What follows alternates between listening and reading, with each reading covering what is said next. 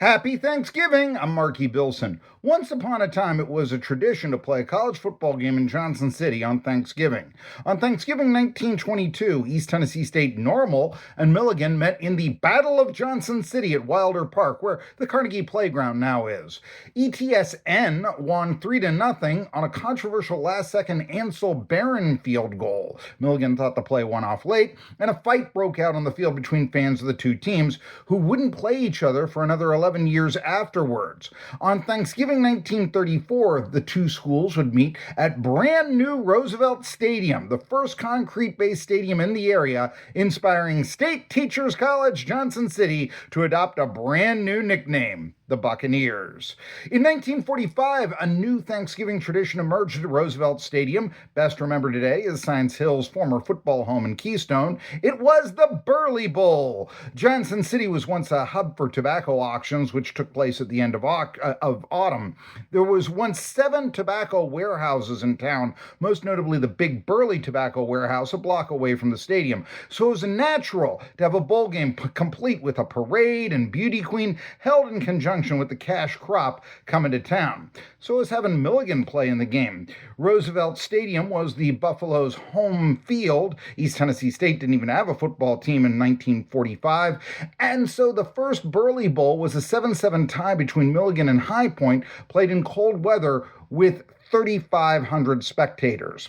Now, following the 1950 season, Milligan suspended their football program because of the escalating Korean War, and the football program at Milligan never returned. So the 1951 Burley Bowl was between two teams from outside the area, and it lost attendance and money.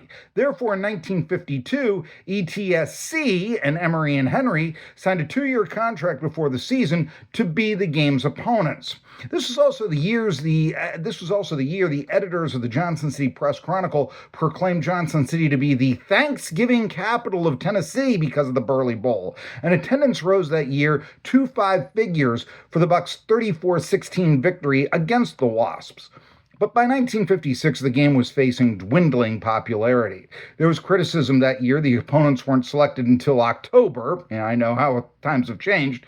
But while it was hoped Memphis State would attract some interest, they did not.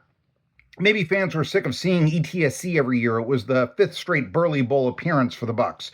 Maybe they weren't impressed with the two teams' 500 records. Maybe the bold try against the biggest name opponent the Bucs gridiron squad would ever have faced to that moment didn't look like Rocky against Apollo, but rather a bully coming to town to make the locals look like a tomato can.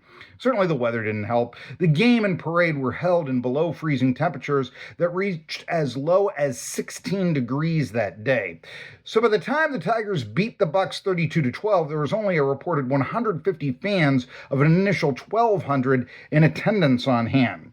Following year, Johnson City's Chamber of Commerce decided to end sponsorship of the game, and Thanksgiving college football in town became a thing of the past. ETSU has played 2 Thanksgiving games since, a 23-14 loss at Chattanooga in 1976, and in 2001, they beat VMI 34-23 at Lexington, and that was also the last football game Chip Kessler ever announced for ETSU.